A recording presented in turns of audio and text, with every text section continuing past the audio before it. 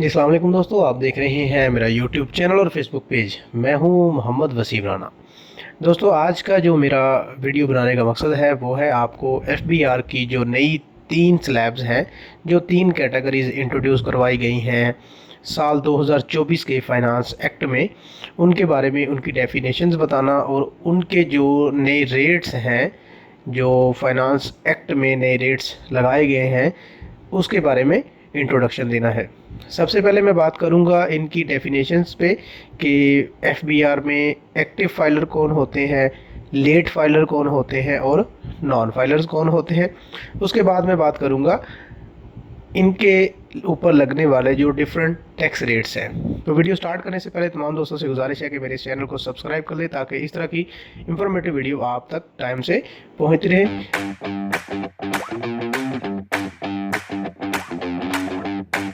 अभी हम वीडियो अपनी स्टार्ट करते हैं। सबसे पहले हम आपको इंट्रोडक्शन देते हैं कि एफबीआर के जो साल 2024 का फाइनेंस एक्ट जो बजट आया है, उसमें एक नई स्लैब इंट्रोड्यूस करवाई गई है जो है लेट फाइलर्स की। अगर हम गुज़िश्ता सालों के बजट की बात करें तो सिर्फ 2 तरह के लोगों के स्टेटस होते थे, फाइलर और नॉन फाइलर। लेकिन साल 2024 में गवर्नमेंट ने एक नया जो स्लैब है, कैटेगरी है, उसको इंट्रोड्यूस करवाया है जो कि लेट फाइलर के नाम से है। तो इस तरह से अब टोटल मिला के 3 कैटेगरीज हो गई हैं, एटीएल फाइलर्स, लेट फाइलर और नॉन फाइलर। अगर वन बाई वन हम बात करें फाइलर्स की, नॉन फाइलर्स की या लेट फाइलर्स की, तो सबसे पहले एटीएल फाइलर्स कौन होते हैं। एटीएल फाइलर की जो डेफिनेशन है एज पर फाइनेंस एक्ट, वो लोग जिनका नाम जो है एफबीआर के एटीएल लिस्ट में आ रहा होता है, यानी कि पिछले साल के जो गोशवारे जिन्होंने जमा करवाए होते हैं उस लिस्ट में उनका नाम आए, वो एक्टिव फाइलर होते हैं। अगर हम लेट फाइलर की बात करें तो लेट फाइलर वो है जिन्होंने प्रीवियसली 3 सालों में कोई भी साल अपना गोशवारा जो है डेट गुजरने के बाद जमा करवाया हो और उसके सरचार्जेस पे करके एक्टिव लिस्ट में नाम उनका आया हो, यानी कि प्रोसीडिंग ईयर्स 3, लास्ट 3 साल। अगर हम साल 2024 में बैठे हैं तो इसका मतलब है 23, 22 और 21, इन 3 सालों में अगर किसी एक साल का भी आपका गोशवारा जो डेट गुजरने के बाद जमा हुआ है और आपने एटीएल सरचार्जेस पे किए हैं 1000 रुपीज़ का वोचर, तो आप लेट फाइलर कंसीडर किए जाएंगे और उसके हिसाब से आप पे टैक्स रेट्स इम्प्लीमेंट हो गए, जो कि हम आगे जाके बात करेंगे टैक्स रेट्स की। लास्ट एंड फाइनल जो स्लैब है, जो कैटेगरी है, वो है नॉन फाइलर की।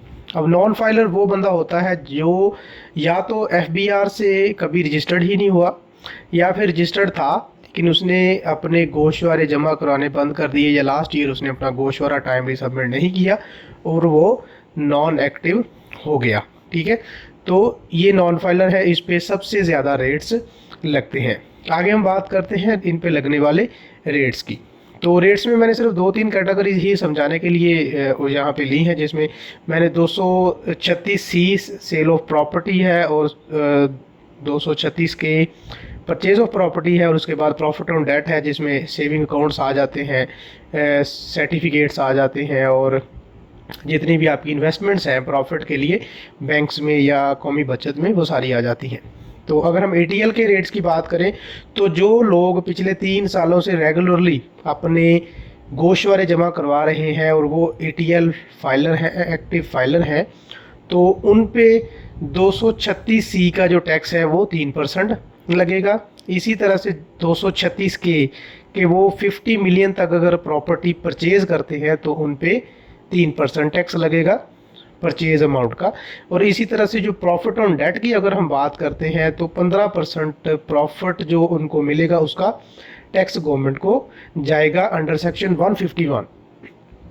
अगर हम लेट फाइलर की बात करें, जिसकी डेफिनेशन मैं ऑलरेडी आपको बता चुका हुआ हूँ कि जो लेट फाइलर हैं उनको पर सेल ऑफ प्रॉपर्टी पे जो टैक्स लगेगा वो 6% है, यानी कि 3 से 6 हो जाता है, डायरेक्ट 100% इंक्रीज होके 6% पे चला जाता है। और इसी तरह से 236 का भी 6% है, और प्रॉफिट ऑन डेट का जो है वो अभी 15%, यानी कि सेम रेट ही है।